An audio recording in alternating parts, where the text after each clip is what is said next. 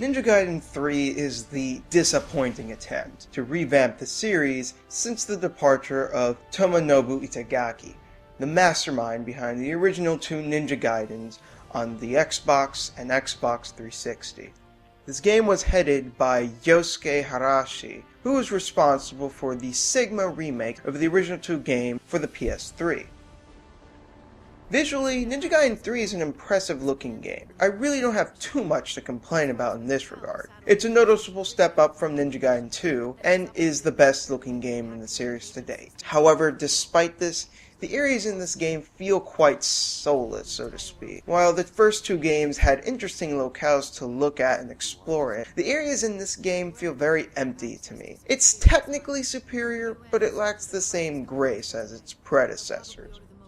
The music in this game is decent, and it does its job. There are some noticeable tracks here and there, particularly the main theme of the game, but there are times where I felt that the music of the game was a bit out of place in certain scenes. Ryu Hayabusa was given, yet again, a different voice actor for this game, and this time it's fan favorite Troy Baker, who does a great job for what he can with this mess of a script. Ruben Langdon, notable for his role as Dante in Devil May Cry, plays the role as Cliff in this game, and also performs well with what he has. Surprisingly, Michael McConaughey, who has been voice acting for many decades, is also in this.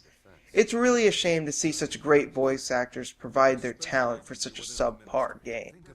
Now, normally when it comes to story, Ninja Gaiden is at its weakest, which is fine. Most people don't play Ninja Gaiden for its story anyway. However, Ninja Gaiden 3 made an attempt to change this and give Ninja Gaiden 3 a more powerful and engrossing narrative. However, the execution, while better than the previous games, to be fair, still leaves a lot to be desired. While the aforementioned voice work actually does make a difference in making you care about the characters, the story as a whole just fails simply because it doesn't make a whole lot of sense due to its lack of explanation, especially towards the end of the game when there's just tons of stuff happening at once. Another issue is that the game tries to analyze Ryu and how he feels about being a killer. While this is a good idea on paper, it isn't delved into it nearly as much as it could have been, and it just feels like it doesn't go anywhere. While I appreciate the game for trying to have a better story, it just fails regardless of that effort. Also, I wanted to say that the unmasking of Ryu was also a wasted opportunity. It should have been something really epic and monumentous. It could have been very memorable. Instead, when you start the game, it's the very first thing you see, which is very anticlimactic.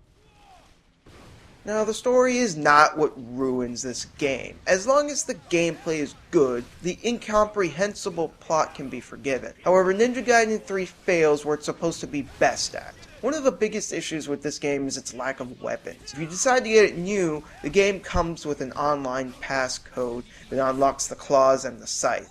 Otherwise, you're just stuck with Ryu's sword, and only his sword for the entire game. While the claws and the scythe don't make that much of a difference in making this game more fun, it makes enough of a difference to where, if I had to only go through the game with the sword, I probably wouldn't have had the whereabouts to even finish it, because I would have been too bored. And it isn't because the scythe or the claws make the game easier or anything like that. I just would have been bored only having one weapon. I just periodically changed, not necessarily because it was the best weapon used, but simply because I wanted to use something different, which should not be the way to use a different weapon in the game. It should be implemented in the game in a way that makes it so that different weapons are useful in different situations, and this was not the case in this game. As you play through the game, however, Ryu will get different swords, and this will open up his moveset. But this doesn't have the same sense of progression that the previous games did, where you had to level them up yourself by finding essence after killing an enemy. A lot of things that made the previous games great are gone.